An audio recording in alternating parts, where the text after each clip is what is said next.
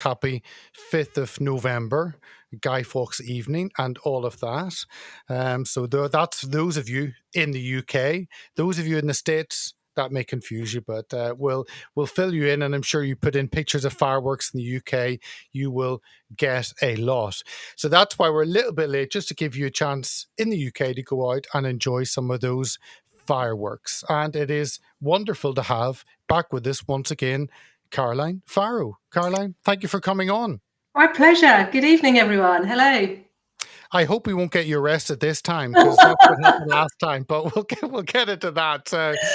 Yeah, we'll touch on some of that, and people can see obviously all the stories up. I enjoyed watching you on Mark Stein, GB News. Enjoyed watching you on the one and only Mr. Steve Bannon in the War Room and everywhere else. But that'll probably come in anyway as we discuss. If you're not following Caroline already, you can follow her. There is her handle on Twitter and Getter, so you can make sure and follow her. All the other links are in the description. Let me make sure that we are live on everything. If I can just check our moderator team. They're telling me that Facebook's okay, Getter's okay, Rumble's okay, website's okay. So I'm sure DLive is also good, and I'm sure Cloud Hub is also good. Then watching after, if you're watching on BitChute or listening to Podbean, listening on the go, thank you so much for watching or listening that way. Let me pull up one or two comments. Dreamer 1066, hello Peter and Caroline. Miles Washbrook, good evening Peter and Caroline, everyone on here.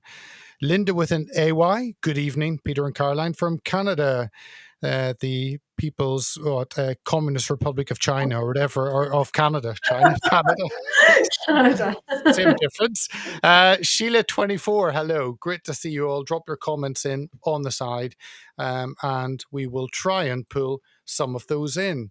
But our first story, which funny enough didn't come up, but I don't know why. We were talking about this just before, but it is, Caroline had put up the front page, I think it was the Telegraph a couple of days ago, and the headlines were sweeping tax rises, puberty blockers at 9, cold winter stokes energy fears, and Wales football wants name change to Cymru. And Caroline had put up Conservative in name only. Caroline, do you want to let us know, what on earth did you mean Conservative in name only? Well, it was really a comment about the tax rises we're all facing, and Rishi's new regime, Rishi's new budget since becoming Prime Minister. So it just really struck me that we've been warned that we're in for 2 years of absolute pain. The UK is going into recession. We could have VAT go up to 25%. And we've been told of all these sort of swinging tax rises that are necessary. And it seems to me that this is very much, it's almost like Harold Wilson's government. This is very much Labour policy, isn't it? Piling on the tax, in order to keep our infrastructure going. And I can understand why this is happening, because of course we had £400 billion spent on the COVID and the lockdown response. Magic Rishi's money tree, or Rishi's magic money tree. We had so much money spent on furlough and lockdown, and of course the vaccines. And so these things need to be paid for, but the Conservatives, I think, are running out of goodwill, because when they came in 2010 with the Lib Dem coalition, we were told we needed austerity, and Labour had left notes, there's no money left. And where are we 12 years later? We're still in the same position, and it strikes me that just this budget is very much Labour centric. This is of the left. This is a sort of left wing policy. Liz Truss and Kwasi Kwarteng, who got scrapped. Their budget was all about reducing the tax burden, giving people more of their own money to spend. Whereas actually we've had a complete 180 reversal. So that was really my comment on this. Is not typically Conservative fiscal policy, and this government, I think, is in many ways Conservative in name only. Yeah, absolutely agree. Let's jump on to the next. Can I just start one thing before we jump in? just to our viewers, there are two Getter events coming up, if I could just mention them. One is in London. So one is Monday the 21st in the Backyard Comedy Club, Comedy Unleashed. They are having some great comedians, Andrew Lawrence and Tim Young's coming over from the States, Abby Roberts and Dominic Frisby is emceeing. Those tickets are available, only £7, and that includes a drink. So basically it's free. All Getter are sponsoring that. That's on the 21st. So I just encourage you to go and have a look at our Hearts of Oak Getter feed or Twitter feed, and you'll see that being promoted, or in Getter UK on their Getter feed. It's on the top. So go make use of that. Let's fill the place. It's been a long time. Andrew Lawrence has really been out of it since he was deplatformed quite a while ago. And it's great to see him back on the comedy circuit. So come and see USA, UK, and a bit of Wales, which are part of the UK. So coming in with Abby Roberts. That's the 21st, Monday the 21st, at the Backyard Comedy Club in Bethnal Green. But let's jump on. Just wanted to mention because that's just gone live. That's going to be a great evening. Here we have an article you wrote, and you might need to fill in our non-UK audience a little bit. This is Christian tradition means Braverman deserves the right to have second chance. Do you want to fill our viewers in on this, Catherine or Caroline? Yeah, so Suella Braverman is the Home Secretary, and she resigned under Liz Truss after 45 days because it had been revealed that she had sent some sensitive emails to her personal account, or from her personal account. And the reason that she had done this apparently was because she found it, she was having to access via her different device, via her phone, and she was just doing it for ease of use. Now, I'm not defending what she did. Obviously, you know, there's a big security issue, but she was a rookie, and she was, you know, on the hoof, and she was making, you know, I think probably a rookie error. This doesn't show that Suella is in any way untrustworthy, or it doesn't show a major sort of character defect as perhaps some of the other politicians have. And I think in this country we have, we seem to have, I think it's fueled by social media, this culture, as soon as you make a mistake, you must fall on your sword, Japanese style, you must resign. And there's been a clamour for Suella to resign, and the clamour has been politically motivated because Suella gets up everybody's noses, or she gets up the left wing's nose, because she is very much on the money about UK policing. She's called the UK police to account and said, please stop wasting your time with these non-crime hate crimes, with policing pronouns on Twitter and Twitter spats. This is just a waste of our time. She intervened, I think it was Sussex Police Force, had tweeted something about a paedophile who had been incarcerated in a women's prison or had been found, that's right, a paedophile had been found guilty, and everyone said, you know, this is, who claimed to be a woman, and everyone said, this is not a woman, this is clearly a man, look at the picture, look at who it is, it's clearly a man. And Sussex Police's response was, you know, we are going to take really strong action against anyone who misgenders. And Suella stepped in, because the whole of Twitter was saying, well, put me in prison then, because this is clearly a bloke. And Suella stepped in and sort of gave Sussex Police a virtual wrap around the knuckles and said, look, can you just get back to policing, not policing pronouns on Twitter? So she is really on the money with the policing. She's also really on the money with the transgender agenda. So she gave a speech, and she, in the House of Commons, and she talked about how schools should not be adopting these gender neutral toilets and sort of pro-transgender policies, that girls have the right to their own sort of separate single-sex bathrooms. Schools should not be allowing pupils to use pronouns without parental consent. You know, she said all the right things, that this gender madness has gone too far. And she reasserted the rights of women and girls for single-sex spaces and urged schools to look at the Equality Act, because the Equality Act says that sex is a protected characteristic along with gender reassignment, gender identity. So if you look at the actual letter of the law, then we can have single-sex spaces, and we should have single-sex spaces. So she's obviously got up the nose of the transgender lobby.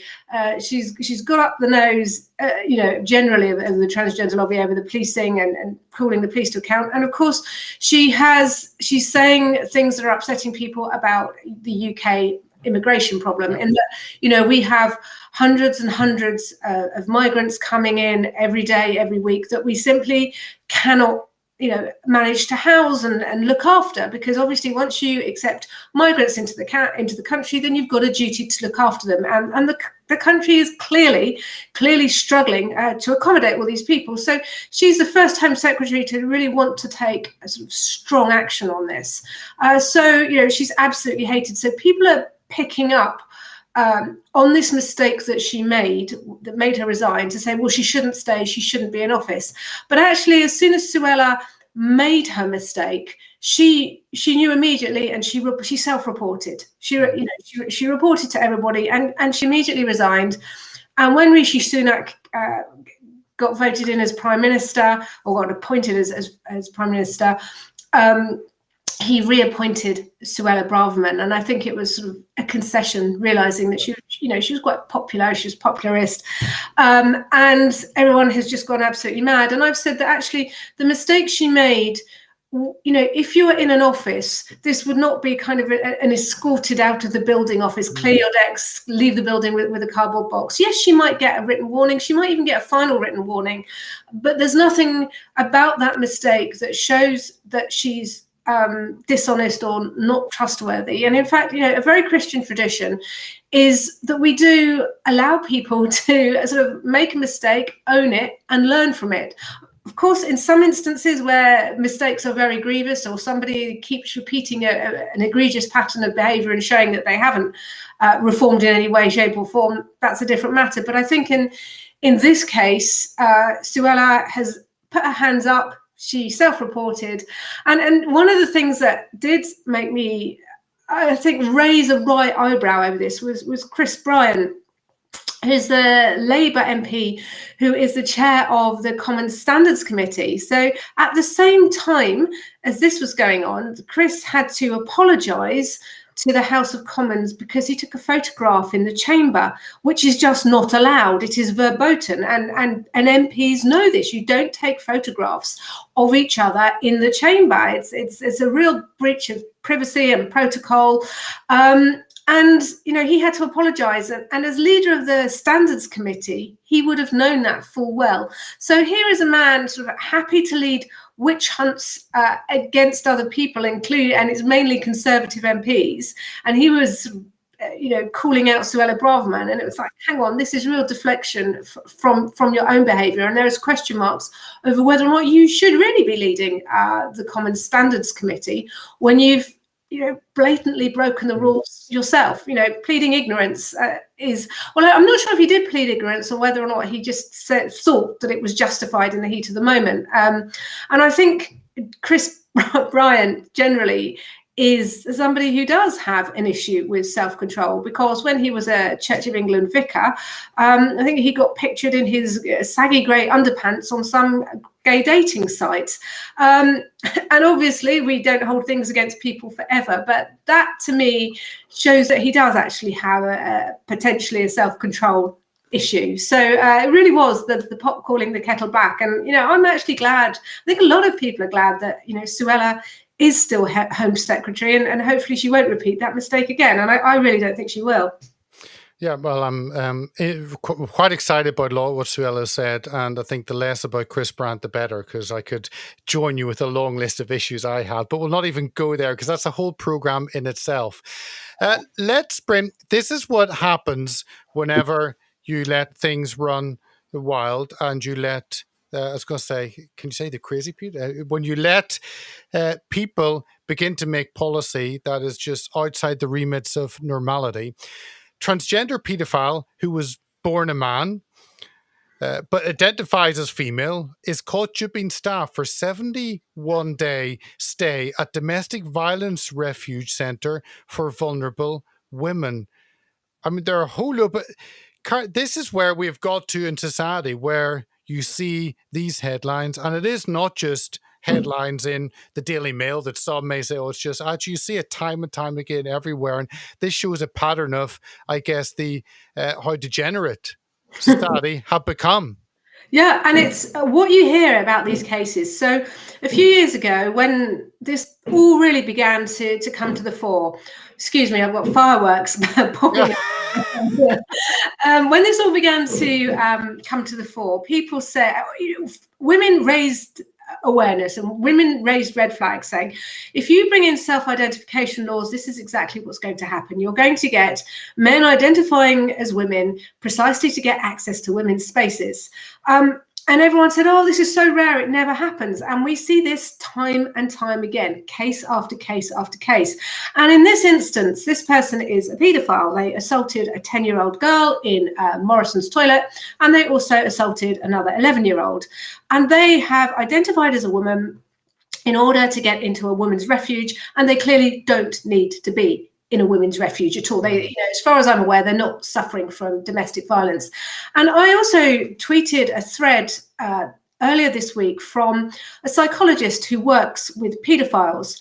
And he said, part of the issue with paedophiles is it's a game. They like to get as close to children as possible and try and do so in a way that sort of makes them look respectable. And this actually sort of beating the system, getting close to children, is all part of the weird psyche for them, that they get a thrill from this. They get a thrill from being allowed to be near children, not just, from the heinous acts that they perpetuate on children, but just the whole being near children, it sort of pushes their dopamine buttons. And I'm obviously using layman's language here, but this is part of the thing for them, pretending that they are women. This gives them the thrill, getting near to children. And it's just horrendous when you think about there are women in refuges and children in refuges who are absolutely traumatized. They've been through some hideous experiences and they are too traumatized to be anywhere near men. They need help. And they need help, they need respite, and they have PTSD, and they really need our compassion and our understanding. And this is why women's refuges exist. And these poor women, they knew full well, one woman said, it just gave me the creeps. They knew full well that there is this person masquerading as a woman in amongst women's spaces, using the same washing and changing facilities with them, having access to their children, whether that be in dining rooms or whatever, and getting a cheap thrill from it, and also, of course, it's putting the women and the children at risk as well as traumatizing them, and it's using up a valuable resource. This person had no business being in an environment for really vulnerable women, but clearly was getting some sort of thrill from being there and having the idea that he's a woman, having his fantasies validated and legitimized. Absolutely appalling. And this is what happens when you have self-ID and when your policies are just so geared towards one particular minority that you just forget the rights and responsibilities of everybody else. And you have to feel for the women in that refuge. Utterly shocking. Where was the care for them? The refuge owes women a duty of care. And this is exactly what particularly feminists have been warning about for years and years. And anyone that points this out, you're a bigot, this never happens, you're demonizing the transgender community.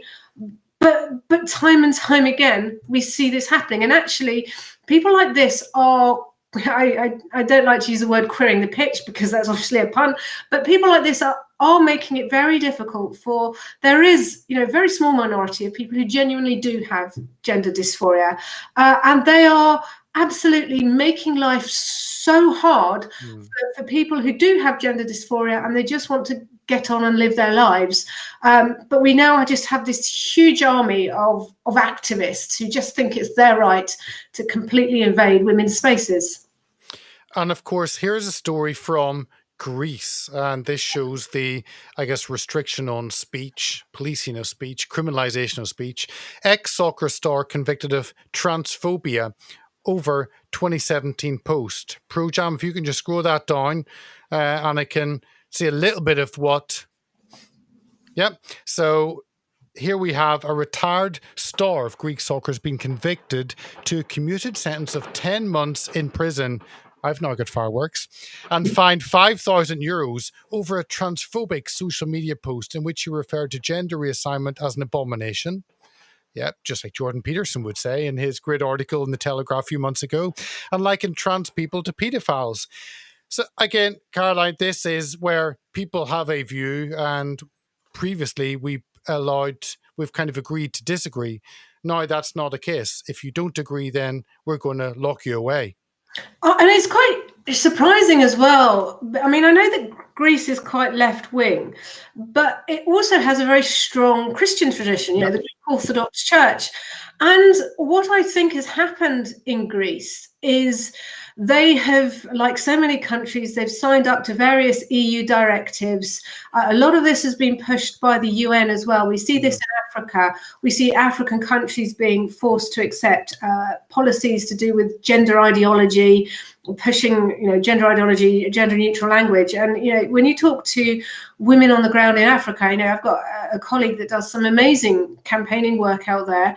Women in Africa are absolutely not interested in this nonsense. They're more interested in kind of getting a decent infrastructure in their country and getting education for their children and their girls, and, actually having an infrastructure where they can get to hospital and healthcare. They are really not interested in pronouns and gender ideology.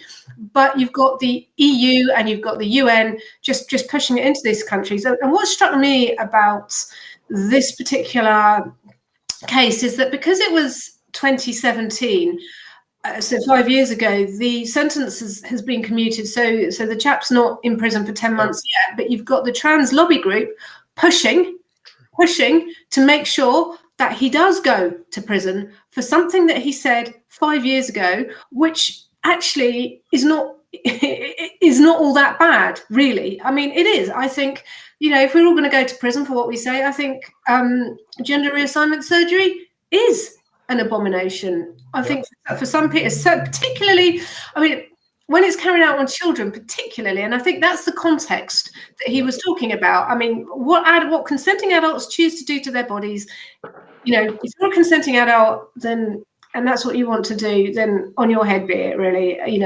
I wouldn't go down the line of banning these surgeries, although I would question whether or not public money ought to be spent on them. But when it comes to the context of this particular comment about it being an abomination, he said, I hope that the people that are advocating for this, their children are the first ones, because he was talking about it in the context of this sort of surgery being carried out on young children. And I think where you have children being, coerced to accept or to believe that there's something wrong with their bodies because they don't conform to stereotypes, that is an abomination. These children, you only need to look at Jazz Jennings, who seems sadly to be a really unhappy individual. I feel so sorry for him.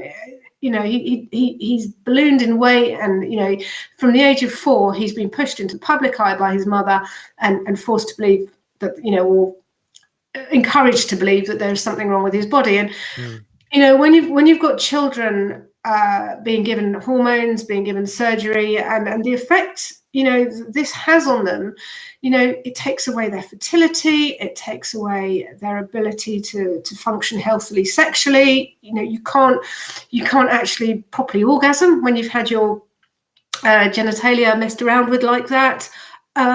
And you can't consent. I was talking to young people the other day who, around the age 17, 18 age bracket, and they were saying that really they don't feel that they've lived as, properly. They don't know what it is to be a mature woman because they've only recently reached adulthood. So how, a young child can be said to be in the wrong body? And, you've got this so distressing, this as a dad. You see your children and, they're just so perfect. They're so perfect, and they're being encouraged to believe that there's something wrong with their perfect, healthy bodies. It's a tragedy. So I think that the footballer was right in his comments. And of course, he made the classic biblical comment about there's no such thing as Adam and Steve, Adam and Eve, it's Adam and Steve. And, yes, that doesn't kind of quite work in this context, in that, God, I think it's more God created them male and female, he created them separate but equal. And that's the whole point. I said this in an article actually about, Christian teaching is that body and soul are holistic, and that we believe, all Christians believe, we might have different beliefs about eschatology, but we all believe that one day our bodies will be resurrected and they will be transformed and glorified. Now, if you really believe that you ought to be a man, and then, when Jesus comes back and our bodies are transformed and glorified, you get your old body back. And God doesn't, theologically, God doesn't make mistakes like that. God doesn't put sort of a female soul in a male body. That's just not any kind of coherent theology, and it makes neither spiritual sense or biological sense. The idea that there's a feminine essence and a male essence, just even things like brains. There's no such thing as a female brain and a male brain. There is a brain belonging to a female and a brain belonging to a male, and you can argue that maybe the effect of hormones may change, may have an impact on neural pathways. Again, I'm not the great scientist, but brains are not sort of sexed. A brain isn't a female thing or a male thing. It belongs to a person of a certain sex. So there's all sorts of cod science out in support of this. But it is shocking. Whatever you think of the footballer's comments, it's absolutely shocking that he should go to prison for literally, expressing a perfectly legitimate and a trenchant point of view. And this is where society's going. And I really hope, I think I'm going to campaign on this, but I really hope that his sentence gets commuted, or that he appeals, because it is so wrong. Well, that's where there are other restrictions is, and you've written this article, is on the church, and this the Catholic Church. So this is a article titled "Priest Banned by the Church for Preaching Catholic Doctrine. Welcome to the New Age of Faith." So where did you write this, and what was it about exactly? Okay, so I wrote this in the Catholic Universe, and this is about Father Sean Sheehy, and this should make you, if you're a Christian, this should make you absolutely rage. So Father Sean he's a retired priest actually, but he was he was doing mass cover for the priest who was on a pilgrimage to a Holy Land, and he preached a very heartfelt sermon about sin. This is what sin is, and that there are lots of things in society today that Christians know are sinful. We know that they're sinful, and that people try and tell you aren't. So he talked about the evils of abortion. He talked about sex outside marriage, all these things which are Catholic doctrine. He also talked about same-sex relationships, and that is Christian. That is Catholic doctrine, that basically you shouldn't be having any sex outside of marriage, and a marriage is between one man and one woman. And he was saying all these things that we try and believe aren't sinful, they actually are, and that sin exists. And then he went on to say, but God is very loving. God forgives you your sin. God is here to heal you. He wants to call you back. It was a very evangelical homily in many ways. And I played it to my husband actually, because what happened was this homily then got released onto YouTube, and the Irish media went absolutely berserk, and then eventually the Bishop of Kerry turned very lily-livered and issued an apology on behalf of everyone who was upset and offended, and said he shouldn't have preached this. This isn't the Christian position. Excuse me, it is. And this priest, has been taken off the roster. So, he can still celebrate masses, but obviously not diocesan ones. And this is absolutely disgusting. This is the bishop throwing this priest under a bus for preaching Christian or Catholic doctrine. I played the homily actually to my husband, to get his sense of it, and he was saying, "Oh, gosh, that it was very brave of him to do it in that way."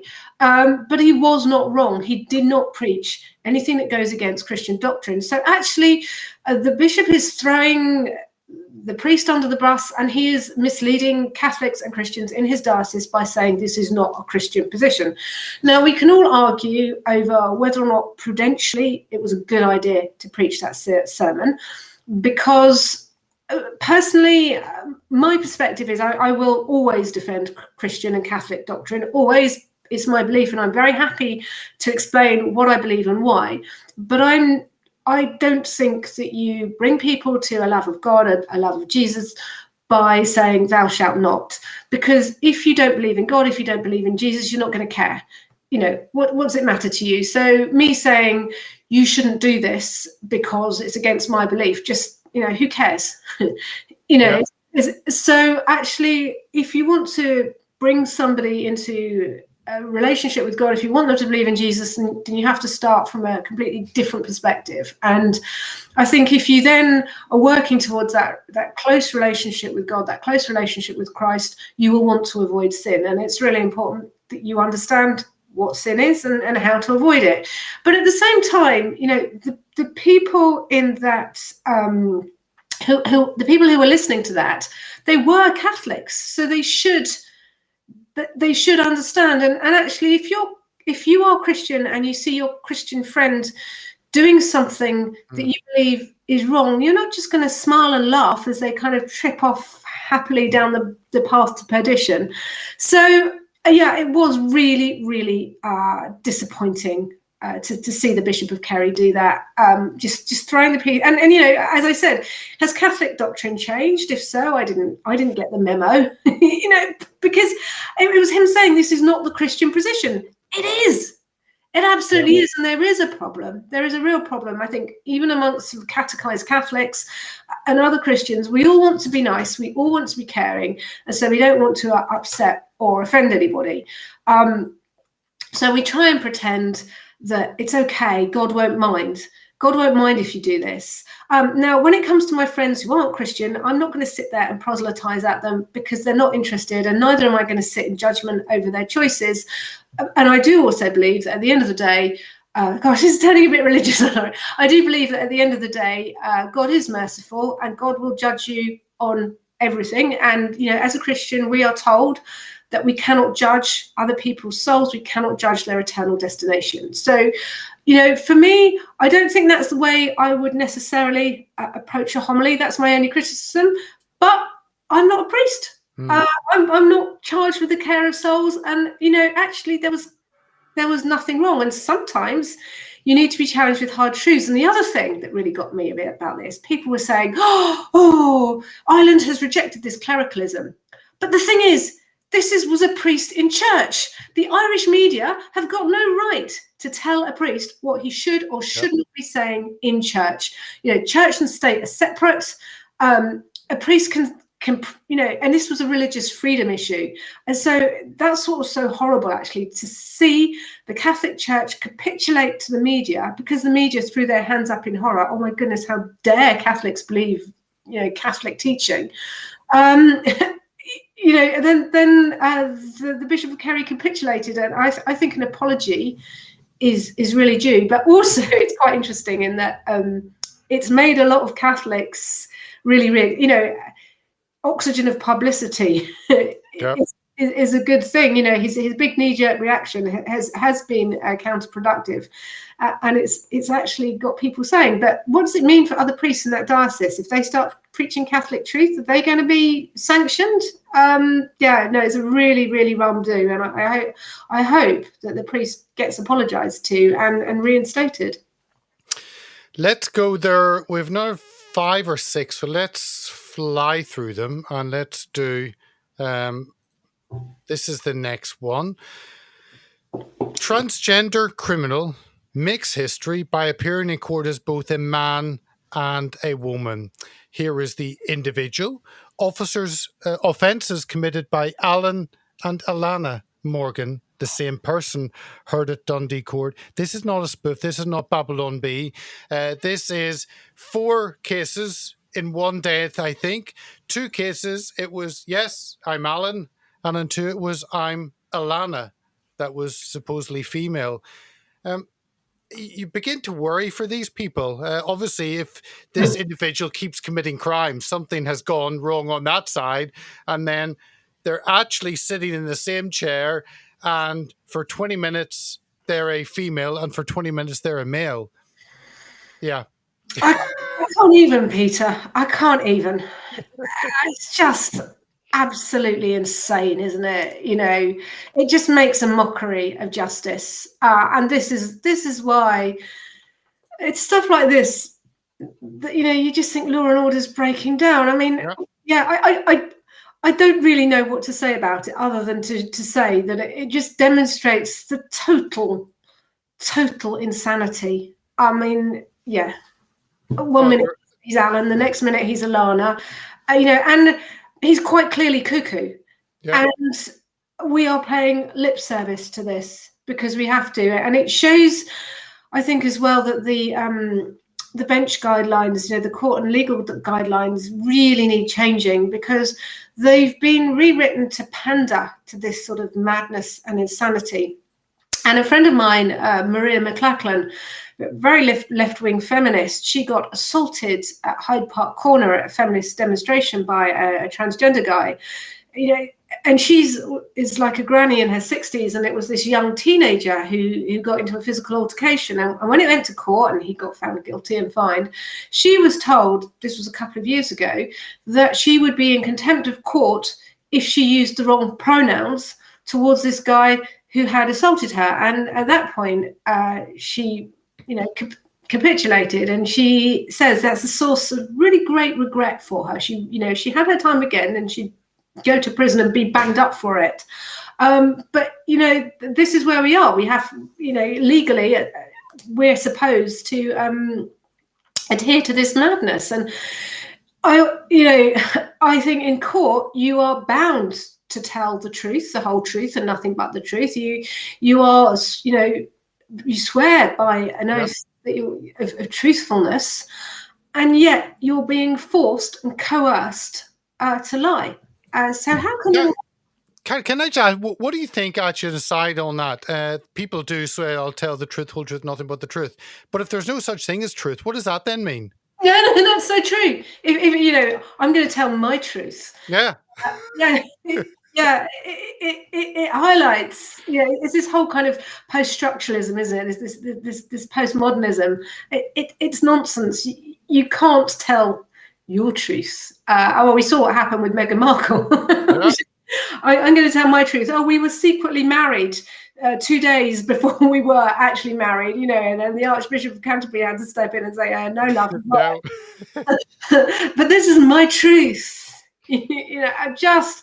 But yeah, there isn't really much to say about Alan or Alana and this, appearing twice, once as a man, once as a woman, other than it just highlights the absolute lunacy and insanity of all this, and that we have to stop pandering to it. Well, let's jump on it. Actually, I think if I was, it would be Alan and Alanis, but I just liked Alanis Morissette growing up, so I didn't think Alana was the best. That's what I've picked. I'll not ask you all what you would pick as your other identity. No, even go there. So on Twitter, so here we have a story, and this is just interesting just because it's topical, and it shows the issue with these large companies where they get funding. Alarm on Capitol Hill over Saudi investment in Twitter. Possible access to users' data could pose national security risk and could be used to target kingdom's dissidents. And this is that they are, Elon Musk borrowed for his 44 billion, whatever, he borrowed, I think, 13 billion to finance that. And a chunk of that has come from the Saudis.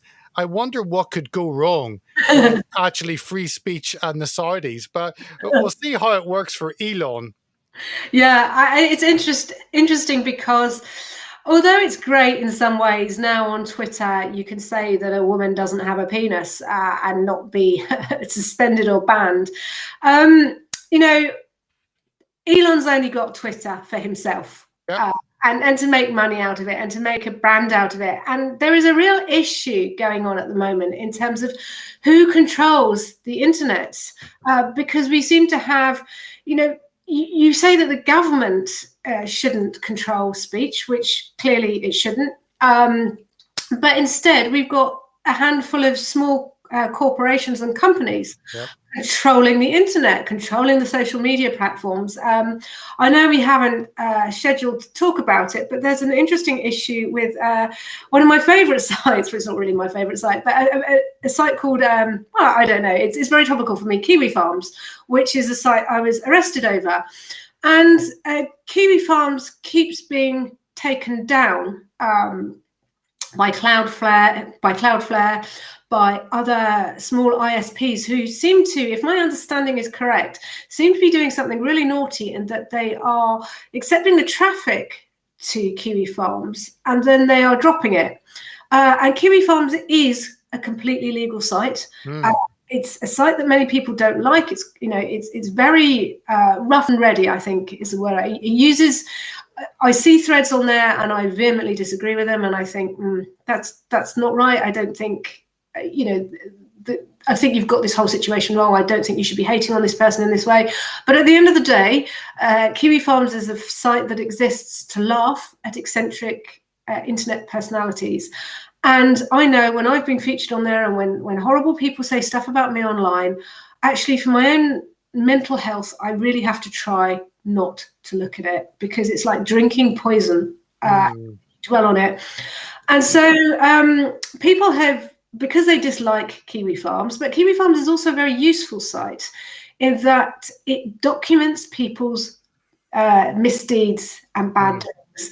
So there are a couple of very key people who have done heinous things, who've done terrible things, and Kiwi Farms has documented them. And it's, you know, you can't go onto Kiwi Farms and say, do you know what, last night I saw Caroline drinking goat's blood in the Sahara. Well, you can, but the Kiwi farmers would say, well, where's your receipts? Where's your proof of that? You know, it's not just a sort of unsubstantiated gossip site. And so because these people don't like the facts of their misdeeds being published on the internet, they have done their absolute utmost to shut this site down, and they smeared the owner, and they have, you know, made all sorts of claims which can be shown not to be true. But the sort of cowardly internet giants have taken the word of a few social justice warriors and these people who don't like their own misdeeds being documented on there, and they've just pulled the plug on it. And the owner of the site, I think one day he ought to be in a really, really high paid job, because he has just come up with some ingenious solutions to try and keep the site online. And it doesn't matter what you think of Kiwi Farms. Actually, no one should have the right to deny someone else free speech. And, you know, there are these claims, oh, Kiwi Farms isn't free speech, but actually all the stuff all the accusations that are leveled at the site cannot be substantiated at all.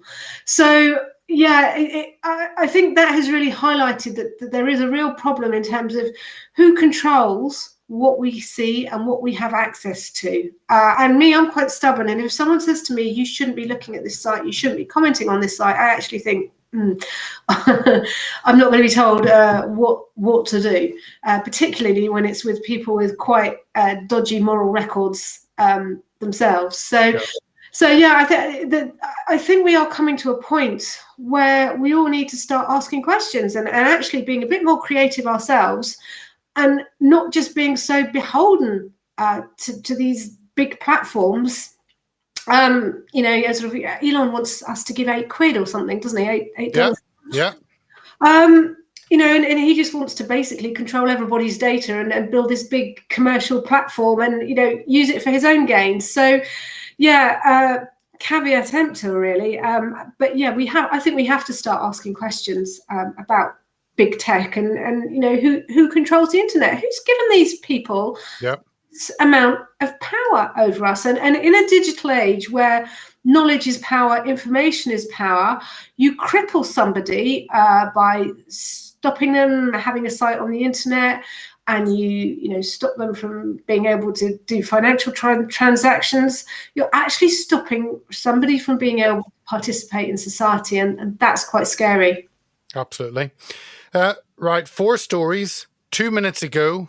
Here we go. J.K. Rowling. Harry Potter sales surge despite efforts to boycott J.K. Rowling.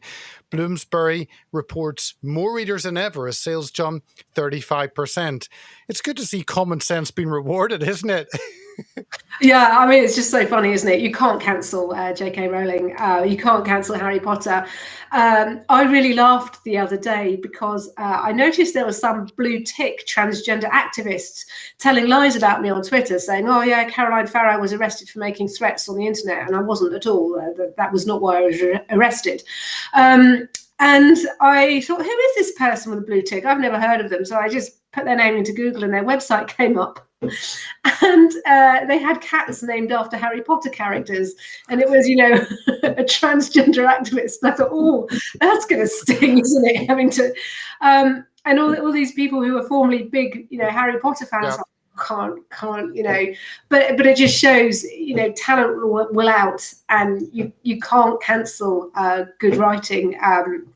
I just think it's hilarious, and that actually the more people have tried to cancel her, the better she's doing. And I think she said something the other day about every time I look at my paycheck or my royalty check, how do you live with yourself? And she said, well, I sort of tend to feel a bit better when I look at my royalty check. Absolutely. Let's go. This is another, it fits in similar to the jail story, and it is about let me bring it up. It is 3, 2, 1. There it is. And it is a Norwegian man now identifies as a disabled woman and uses wheelchair almost all of the time. And again, some people have issues. This man in Norway, that's a man, yes, is sparking outrage on social media after he was sympathetically interviewed about his decision to begin identifying as a disabled woman. Well, I guess, why not? I mean, you can pick and choose whatever you like, I thought, these days. So why not be a disabled woman? And it talks about, I get confused, her, always desiring to be a disabled woman. I think, wow, and now they've actually made it happen, and everyone, I guess, has to now accept this. It's disgusting. It just shows that for many people, choosing to be a woman is just a fetish and a costume that they put on. And this person has decided not only to appropriate femininity, or being a woman, femininity. He's also decided to appropriate disability.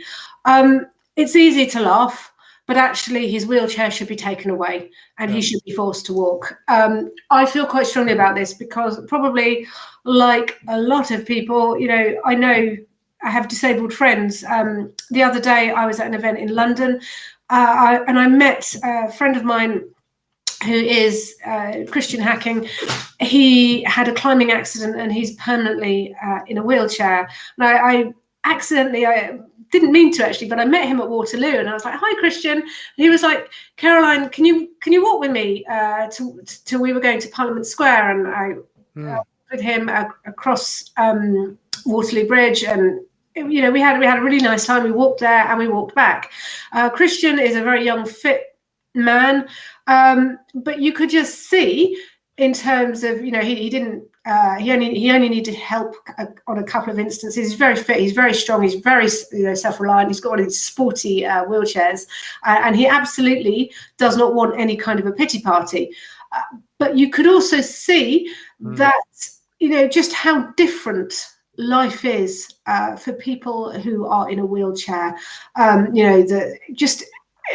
they have to think about things that we who are able-bodied don't have to think about, like, which path is the least bumpy, what's my smoother route, I can't go up this hill, I can't do this, I can't, and in fact, Christian was also saying, it was quite interesting, that when he was recovering and he was in Stoke Mandeville, he said that he thought he was going to get very depressed over seeing lots of children in wheelchairs. And he said, actually, children who this happens to are much more resilient than you might think, and much more adaptable. But it is still, how do I say it without, I'm not, I don't want to go into sort of terrible pity parties or patronize people, but living with a disability is tough, and it's hard. It's not fun. It's not validating. You are living with a condition that every day you have to overcome. And, it's just sort of low level things that you and I don't think about. We wake up and we get out of bed and we go to the loo and we have a shower. And I bet this guy does that in his house. I bet in his house he's completely fine, isn't he? Slobbing around in his tracky bottoms and, walking to the loo. He doesn't need help to get on and off the loo. He doesn't need help to get in the shower. He doesn't need his house specially adapted. It's almost like this is something that he wants to do in public for validation, for sympathy, for whatever. And it's just awful. It is sickening, and it makes me really cross, and it's actually an insult. It's a real insult to disabled people. Nobody should be validating or indulging this. Yeah, no, people are disabled because of situations that happen outside their control, and they certainly don't choose that. Last two stories. This one, I thought I'd bring this up. Obviously, Caroline, you've had your run-ins with the police just after you were on with us a month ago. Sexual predators in the midst of Britain's police forces. The murderers and rapists recruited as police officers who were not rooted out amid outrage. A report revealing thousands of corrupt cops are signed up for duty. You'd think police forces would be doing a proper job to actually make sure they hire people that are the best for the job, but they seem to be taking anyone. And of course, if they come and knock on your door, you want to make sure and know that the person is above board and is not a rapist or a murderer. Yeah, it's apparently a lot of this has been because the police are so keen to meet their diversity targets. But it's quite disturbing that people with serious offences like violence, sexual offences, corruption are allowed to serve in the police force. They should not be allowed to, particularly, well, all of those things strike you out as being a danger and untrustworthy. And yes, I talked about second chances earlier, but there's a difference between making a sort of minor error that you're not going to repeat again and, being fundamentally untrustworthy in nature, such as corruption or having, basically you physically assault somebody or you sexually assault somebody and you have crossed a boundary. You've shown that you cannot be trusted ever again entirely with other people and other people's boundaries. And yet you've got people like this being trusted with sensitive information, being trusted with vulnerable people. It's so wrong, and it really does undermine trust in the police force. And we need to have an effective police force who we trust. The police govern by, the police rule by consent. And it is not good for anybody where we are at the moment, in that there is a general mistrust of the police force. And stories like this, which I'm sure the police would much rather were covered up, just highlights the problem and the gulf we had. I grew up believing that police would be trustworthy. You trust your neighbourhood, Bobby. The police would never bother you unless they caught you trying to break into a shed or something, Yep. And I really don't like the attitude that I have towards the police now, which is one of total mistrust. And I just don't trust them to do the right thing or to help them or to be decent, sensible people. Let's bring up the last one on Florida, and I'm just thank you for on the side Northern. I'm just looking at some of the names on Getter. Black Guns 2049, Northern Monkey, Stealth Haven, His Always, where Nick Bumble, Mally Bites. I could go on. It's good to see you all. Thank you for all your comments, and sorry, don't always get to them. But let me just bring up the last, which is some good news. Obviously, on looking at the midterms coming up on Tuesday, and we'll be reporting that on Thursday with Bannon joining us to discuss that. But this is in Florida. Florida proceeds with ban on puberty blockers and sex reassignment surgery for minors. This is, I guess, great news and common sense from DeSantis in Florida, and I wish all the other states would put children first and not this warped ideology first. Yeah, this is such good news for Florida. And I don't know if you have been following Kelly J. Keane, who, she's been doing a tour of America, and it's quite frightening the amount of violence that she has been subject to, violence and threats, because and a lot of the women that she has speaking with her, so she goes out, she does a speaker's corner, and she says, I'm here to give women a voice, to let women have their concerns. And there are many, many mothers there that are in absolute, they've just been devastated, terrible straits of trauma, because their children have been allowed to be medicated, castrated, the children have been set against their parents. It has just been horrible, and there will be an accounting that takes place. And she's got mothers trying to speak about, how their children were coerced into taking this medication, to having surgery, and, were basically taken away from them by the state. And she is facing Antifa, all sorts of, a bit like Matt Walsh has been, just all kinds of violence threats for standing up. And it's just good to see. This is not a right-wing reactionary thing. This is common sense. And we need every single state in America to follow Florida's example. Children should not be given puberty blockers. They shouldn't be given cross-sex hormones. They shouldn't be affirmed as being the opposite sex, and they certainly shouldn't be given surgery. Yeah, absolutely. Caroline, thank you so much for coming along. I want to just leave us with a few things to lighten the mood. And the first one is a Musk tweet. And just in case those of you who think actually Musk is good, we've touched on him already, let me bring it up. And it is this tweet which certainly stood out for me, and that is this one.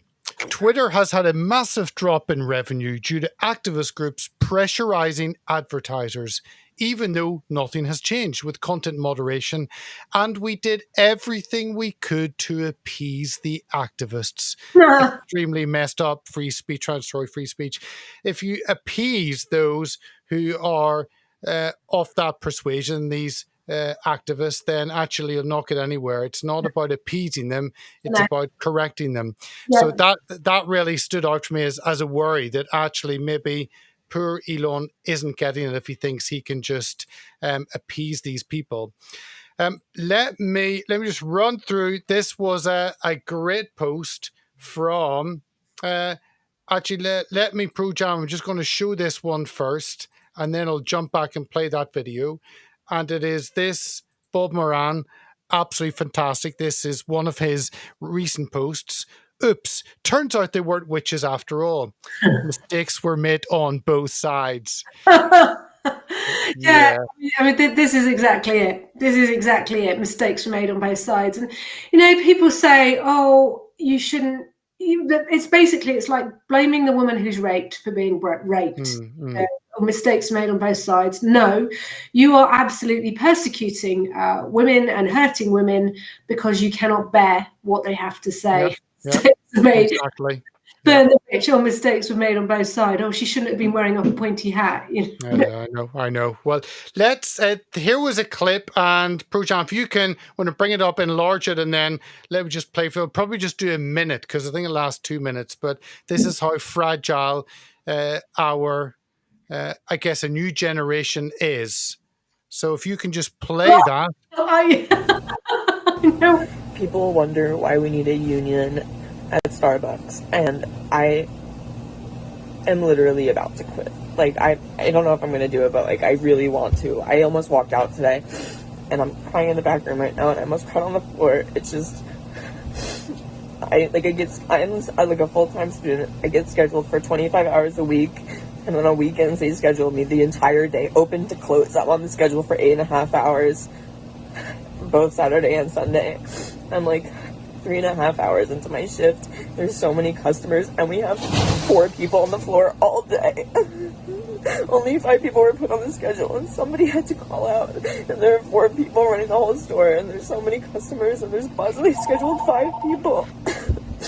We only have 13 people employed at this store, and there's so many customers. And they are good. We don't have fair scheduling. Managers don't care about us. Our manager was supposed to come in this weekend, and he took himself off the schedule, so he wouldn't be able to be held accountable for calling out. He just literally tore down the schedule that he was scheduled on and put up a new schedule where he wasn't on the schedule. Also, he couldn't have even seen that he was scheduled in the first place because he didn't want to be held accountable for not wanting to come in. They don't want to help us. We need a union because this can't happen. This can't happen. We need fair scheduling.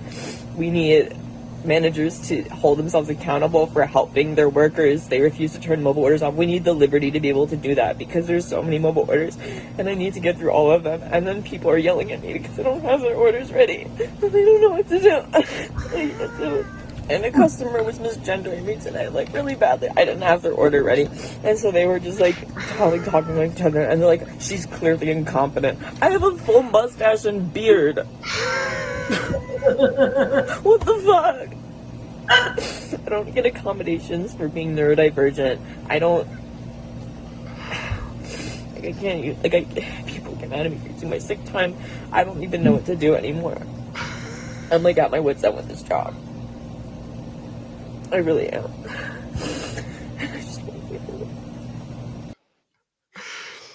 Sorry, I just had to play the full one. It's just so good. Mickey Pollard, actually. But accountant. I mean, I said this on Twitter, right?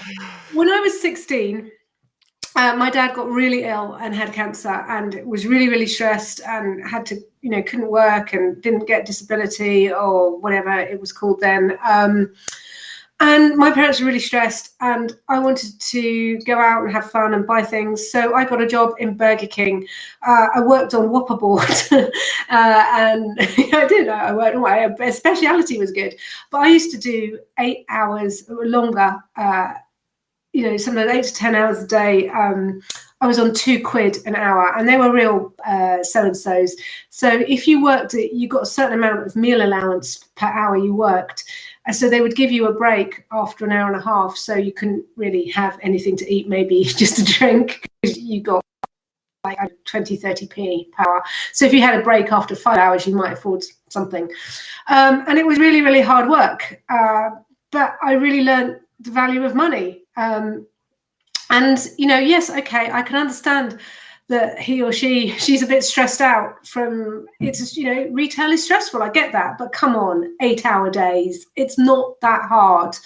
And you just think you've got to develop some resilience. You've got to get in the real world, and how are we bringing people up that they haven't got, this kind of resilience about them? Yeah, okay, I can appreciate that they're having a tough day, but really, let's go and cry and scream because lots of customers want their orders. We'll just get on and, just Exactly. do it. I know. And I think there are people, I feel bad, actually. I feel slightly bad laughing because obviously this person is genuinely distressed. But it does speak to a total lack of resilience and work ethic that we seem to be instilling in young people today. So what, 2 8-hour days and in Starbucks? When I was doing my A-levels, I worked part-time in a pub at weekends, doing waitressing, doing washing up. And it's one thing my parents have always said, Caroline, whenever you've wanted something, you've gone out and worked for it. And, life is hard work and it gives you an appreciation. It certainly gave me an appreciation for people who are on low paid jobs and do have to, do that sort of day in, day out, the dignity, I'm a big one on the dignity of work. But yeah, this was just crazy, really. It's not something you'd want beside you in the trench in a war. So bumbling away, crying their eyes out. Last clip, and this is just under a minute. Last one, and I promise our viewers and Caroline, we will finish up with this. Let me bring this up, and ProJam can play this. Yeah, it turns out that this was all a lie. Yep. I was really just kind of hoping we could put all this behind us and move on. Is that an apology? Because it doesn't really sound like one. I know that I called you a grandma killer, but I really just wanted what was best for you. I actually couldn't visit my grandma in the hospital or even attend her funeral, but my heart was in the right place. I also lost my business and my job. I had good intentions, and my kids' social, mental, and physical development was also hurt. Listen, we just didn't know. I knew, lots of people knew, but you refused to listen. Instead, you called us names and wished death upon us. Let's just call a truce, okay? But according to your hat, you care about social justice. What does that have to do with anything? Why don't you care about justice here? I don't hear you demanding apologies or reparations, because that would have to come from me, and we just need to move on. So you don't believe in accountability for systemic injustices when you're the one guilty. Can't we just build back and move forward? I don't want to build back a system that allowed this to occur. Don't you want peace? I found this sign on the ground. Maybe you recognize it.